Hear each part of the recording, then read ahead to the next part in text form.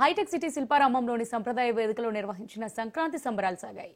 నోరూరించే సంప్రదాయ వంటకాల రుచులు, తెలుగు సంస్కృతిని చాటే ప్రదర్శనలతో ఆద్యంతం ఉల్లాసభరితంగా కనువిందు చేశాయి.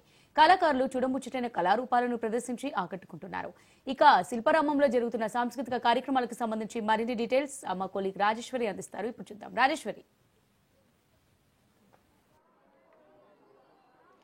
రైట్ అమూల్య, మీరన్నట్టుగానే పట్టణం అంతా కూడా పల్లెబాట పట్టింది. కానీ పట్టణంలో కూడా పల్లె వాతావరణం ఎప్పుడు ఎక్కడ ఉంటుందంటే అది హైటెక్ సిటీ శిల్పారామం దానికి వేదిక అన్నది నగరవాసులందరికీ చాలా మంది తెలుసు. ఎందుకంటే వివిధ కారణాల వల్ల సంక్రాంతికి ఊర్లు వెళ్ళలేని చాలా మంది కోసం శిల్పారామంలో సంక్రాంతి పండుగ వాతావరణం అనేది క్రియేట్ చేస్తూ ఉంటారు.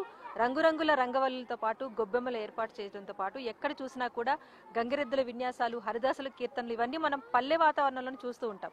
కానీ పట్టణంలో ఉన్న నగరవాసులకు విభిన్న సంస్కృతుల మేళవింపుగా ఉండే హైదరాబాద్లో అసలు సంక్రాంతి పండుగ ఎలా సెలబ్రేట్ చేసుకుంటారు అని తెలియని వాళ్ళకు కూడా తెలియచేసేలా, తెలుగుదనం ఉట్టిపడేలా, ఒక గ్రామీణ వాతావరణం ఉట్టిపడేలా ఏర్పాట్లన్నీ కూడా హైటెక్ సిటీ వద్ద ఉన్న శిల్పారామంలో కొనసాగుతున్నాయి.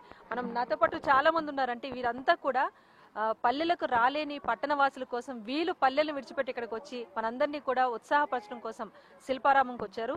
సో చాలా మంది ఉన్నారు ఇక్కడ. జంగరదేవర్లు ఉన్నారు, కొమ్మరదాసులు ఉన్నారు. వీరంతా కూడా అంతరించిపోతున్నాయి కళలు. నేటి బాల్యంలో ఉన్న వారు చాలా మంది కూడా ఈ కళల గురించి పూర్తిగా తెలియదు. అలాంటి వాళ్ళందరూ కూడా ఇక్కడికి వస్తున్నారు. వీళ్ళందరితో కూడా మనం మాట్లాడదాం. అలాగే శిల్పారామం దగ్గరకు వచ్చిన ప్రజలు కూడా చాలా మంది వీళ్ళని అంటే ఇలాంటి ఒక ఆనవాళ్ళు ఉన్నాయి, ఒక చరిత్ర ఉందని కూడా వాళ్ళకి చాలా మంది తెలియదు. పిల్లలకి వాళ్ళంతా కూడా చాలా ఆసక్తిగా తిలకిస్తున్నారు. ఫస్ట్ మనం చిన్నపిల్లలతో మాట్లాడదాం. అసలు వాళ్ళు ఎలా ఎంజాయ్ చేస్తారు. బాగుందా సంక్రాంతి సెలబ్రేషన్స్ అన్ని ఇక్కడ ఎలా ఉంది? చాలా బాగున్నాయి. ఎప్పుడైనా చూసారా హరిదాసుల్ని? వీళ్ళని చూసాను. ఇప్పుడు ఇక్కడ చూస్తుంటే ఎలా అనిపిస్తుంది? బాగా అనిపిస్తుంది. వాళ్ళు పాడే పాటలు మీకు వచ్చా? ఎప్పుడైనా అమ్మ నేర్పించారా? నో, నేర్పిలే. ఓకే, మొత్తానికి అయితే హరిదాసుల కీర్తనలు అవన్నీ కూడా చిన్నపిల్లలు అయితే చాలా ఆసక్తిగా తిలకిస్తున్నారు. వాళ్ళతో కూడా మనం మాట్లాడదాం. చెప్పండి, మీరు ఎక్కడి నుంచి వచ్చారు? మేము రాజమహేంద్రవరం నుంచి వచ్చామండి. రాజమహేంద్రవరం నుంచి మా హైదరాబాద్ వాసుల కోసం ఇక్కడికి వచ్చారు. సో మరి మీరు ఈ శిల్పారామంలో ప్రతి ఏడాది వస్తూ ఉంటారా? ఈ ఏడాది వచ్చారు? లేదండి, ఇప్పుడు ఈ శిల్పారామం మొదలైన దగ్గర నుండి కూడా మేము వస్తూనే ఉన్నాం. ప్రతి సంవత్సరం వస్తున్నాం. దగ్గర ఇప్పటికి 20-30 సంవత్సరాలు చూస్తున్నామండి. సో పండుగ పూట మీరు మీ అందరినీ వదిలేసి నగరవాసుల కోసం ఇక్కడికి వస్తున్నారు కదా. అందుకు మాకు చాలా సంతోషంగా ఉంది. మరి ఇక్కడ చాలా మంది తెలీదు హరిదాసుల కీర్తనలు. మరి ఒక కీర్తన వినిపిస్తారా మాకు? తప్పకుండా. జై ఇంద్ర రమణ గోవింద గోవింద ఇక్ష్వాకు కుల తిలక ఇకనైనా పలుకవా రామచంద్ర మమ్ము రక్షింపకున్నాను రక్షకులెవరయ్యా రామచంద్ర సీతమ్మకు జయిస్తి చింతాకు పథకము రామచంద్ర ఆ పథకమునకు బట్టే 10,000 వరహాలు రామచంద్ర. జయ ఇందిరా రమణ గోవిందో హరి హరిలో రంగ హరి భద్రాద్రివాస హరి వైకుంఠవాస హరి హరి హరి హరి హరి. ఎంత బాగుందో వింటున్నంతసేపు. రాములోని కీర్తిస్తూ ఉంటే అద్భుతంగా ఉంది. సో మీరు పల్లె విడిచి పట్టణం వచ్చినందుకు ఇక్కడ నగరవాసులంతా కూడా మిమ్మల్ని అంతగా ఆదరిస్తున్నారా? మీతో పాటు వాళ్ళు కూడా మమేకం అవుతున్నారా? అయ్యో బాగా చూస్తున్నారండి. ఎందుచేతంటే పల్లెల్లో ఉండవలసినటువంటి అన్ని కూడా పట్టణానికి వచ్చినాయని చెప్పి వాళ్ళు ఎంతో ఆనందపడుతూ ఆ పల్లెలకు వెళ్ళలేనటువంటి వాళ్ళు ఇది చూసి వాళ్ళు పల్లెలో వెళ్ళినట్లుగా వాళ్ళు ఎంతగానో ఫీల్ అవుతున్నారు. చాలా చక్కగా ఒక హరిదాసులు కానీ, బుడబొక్కల వాళ్ళు కానీ, ఒక పిట్టల దొర కానీ, జంగమదేవర కానీ ఇవన్నీ చూస్తూ ఉంటే వాళ్ళకి ఎంతో ఆనందం వేస్తుంది, ఎంతో ఆప్యాయతంగా చూస్తూ ఉన్నారు. అలాగే జగన్మాతను కొలిసే జంగరదేవర్లు కూడా ఉన్నారు. వాళ్ళు కూడా అమ్మవారిని పూజిస్తూ కూడా ఎన్నో కీర్తనలు చేస్తూ ఉంటారు. చెప్పే కథలు చాలా బాగుంటాయి అనమాట. చాలా మందికి ఇప్పటి జనరేషన్ వాళ్ళకి వాటి గురించి తెలియదు. సో వాళ్ళు ఉన్నారు. చెప్పండి, మీరు ఎక్కడి నుంచి వచ్చారు? మేము రాజమండ్రి నుంచి వచ్చామండి. అమ్మవారిని అంటే సాక్షాత్తు పరమేశ్వరుడే ఈ జంగమదేవర వేషధారి అయి 12 సంవత్సరాలు భిక్షాటన చేశాడనేది నానుడి. ఇది ఈ ధనుర్మాసం నుంచి ఈ కనుమ వరకు కూడా ఈ సంక్రాంతి వేళల్లో పల్లెల్లోకి వచ్చి వాళ్ళ తాతల్ని, తండ్రుల్ని అందరూ పొగుడుతూ ఉంటారు. అట్లాగే అల్లుళ్ళు వచ్చినటువంటి అల్లుళ్ళు, కూతుళ్ళు, కోడళ్ళు అందరూ కూడా ఆనందంగా ఉండాలి, ఆయుర ఆరోగ్య అష్టైశ్వర్యాలు, భోగభాగ్యాలు కలగాలని వాళ్ళని దీవిస్తూ ఉంటారు.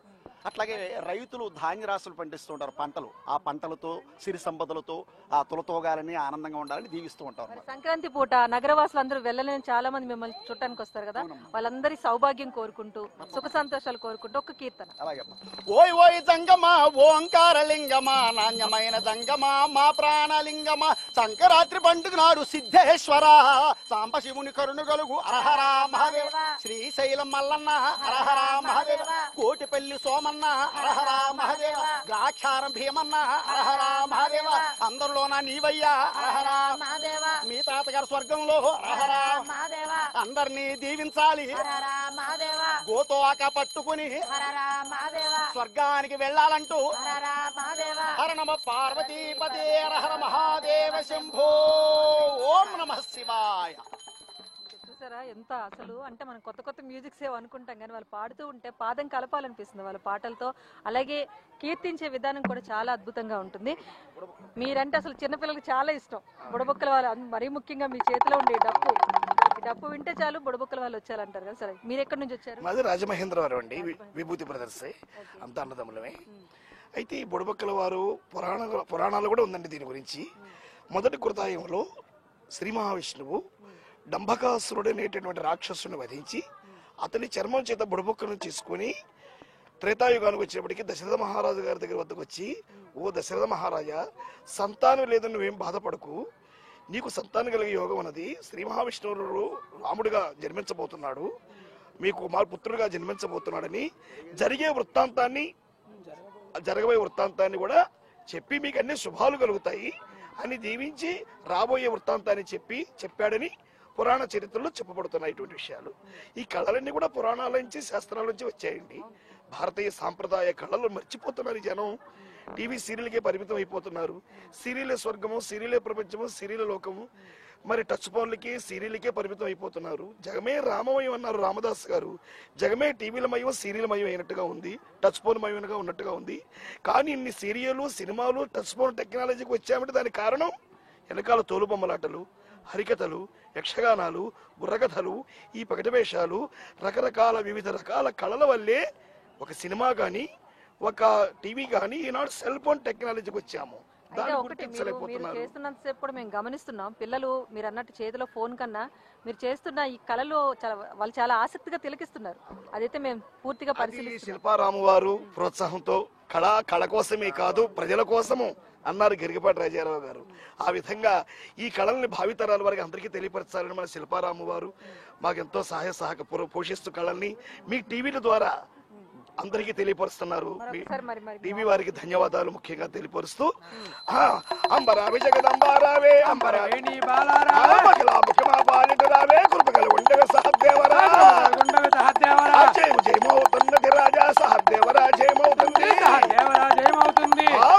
జగదంబ పలుకు ఆయి పలుకు ఆ శాఖరి పలుకు ఓంకారి పలుకు అలా పుట్టమ పలుకు పలకవే పలుకు ఉమా కత్స్యాయిని గౌరీ కాళి హైమావతీశ్వరి శివా భవాని రుద్రాణి శార్వాణి సర్వమంగళ అపర్ణా పార్వతి దుర్గా ముడాది చండికాంబిక ఆర్యాదాక్షాయనం చేవ గిరిజా మేనకాత్మజ జయము జయము జయము కాక ఆ అమ్మవారు మీకు సుఖ సంతోషాలు కలుగు చేయగాక. భోగి పండుగ నాడు భోగాలు కలగాలి మహారాజా, సంక్రాంతి పండుగ నాడు మీకు సిరులు కలగాలి మహారాజా, కనుమ పండుగ నాడు అందరూ కళకళలాడుతూ ఉండాలి మహారాజా. ఓ మహారాజా ఒక వృత్తాంతం చెబుతాను వినండి మహారాజా.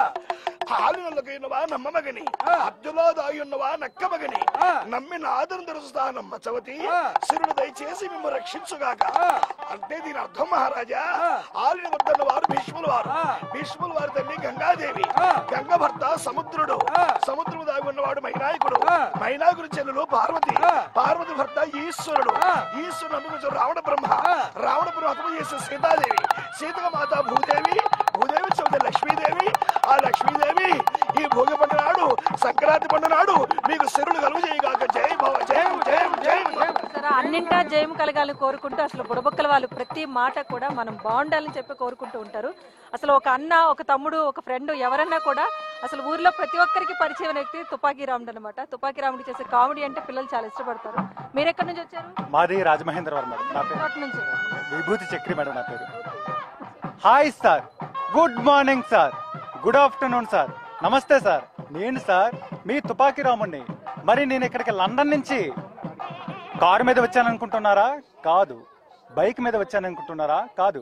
హెలికాప్టర్ మీద వచ్చాననుకుంటున్నారా? కాదు. గాల్లో తేలొచ్చారా? కాదండి, నా 2 కాల వాహనం మీద వచ్చేసాను. లెఫ్ట్ రైట్ కొట్టుకుంటూ వచ్చేసాను. మా డబ్బులేండి లండన్ దొర గారు, పేరుకు మాత్రమే డబ్బు లేదండి, కానీ చాలా డబ్బు ఉంది. మా డబ్బులేని లండన్ దొర గారు మన శిల్పారామం గేట్ బయట ఆగిపోయారు.